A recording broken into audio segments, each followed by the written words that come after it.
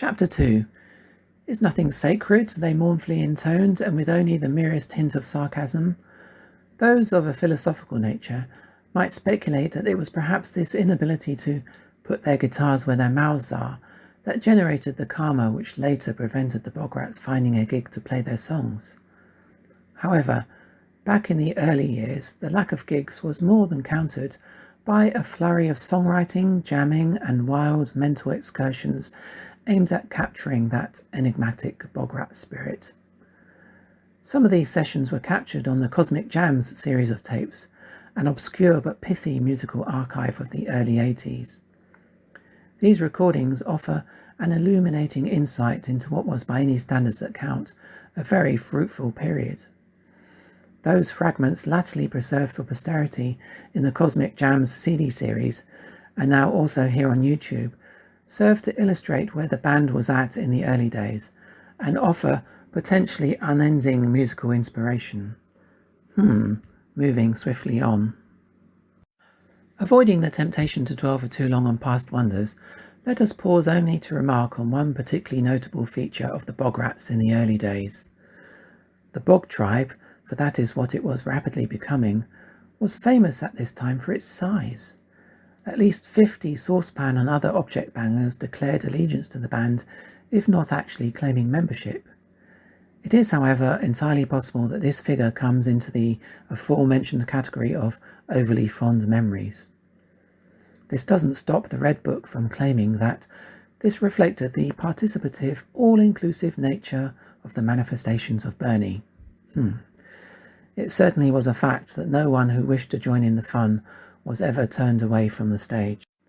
Worth a mention in passing were another wacky band of the period, which actually played gigs at the venue the Bograts never quite managed to twang their guitars in. Dr. Zero consisted of various odd and very odd characters, and were without a doubt one of the key inputs into the Southend scene of 1980 to 81, if less well known and less fondly remembered than our heroes. As such, they surely influenced the Bograts in their formative period. The 1985 Steaming In tour programme has the following to say about this very interesting time. The membership of the Rats steadily grew as multitudes of willing volunteers swelled the ranks, some by invitation, others just jumping on the bandwagon as it gathered pace. As quickly as the band grew in size, so did its fame and notoriety. A growing army of fans made continual demands for a live appearance.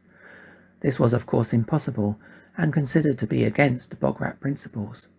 For a start, no stage was big enough to accommodate the entire band, which by this time included 7 or 8 guitarists, several drummers, countless vocalists, dustbin bashers and spoon wobblers. At the same time, strange stories began to circulate about the Rats' stage show, which allegedly included the live execution of a hamster. The band did little to dispel such unpleasant and defamatory rumours, and their fame began to rise to legendary proportions without having to play a single note on stage. Gigs were inevitably cancelled at the last minute, and this led one local newspaper to print some very sarcastic comments about the band, going so far as to question their very existence. Fond memories indeed. There then followed a longish period of inactivity. The 85 concert programme continues.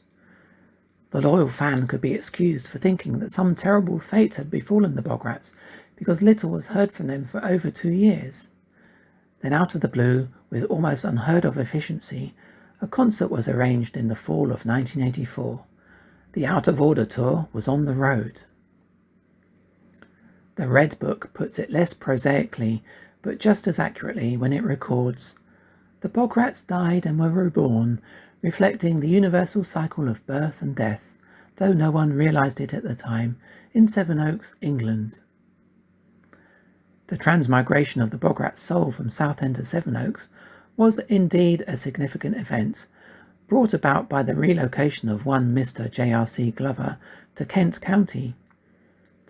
As it turned out, this was probably the turning point for the band, whose fate had hitherto seemed inextricably tied to Southend.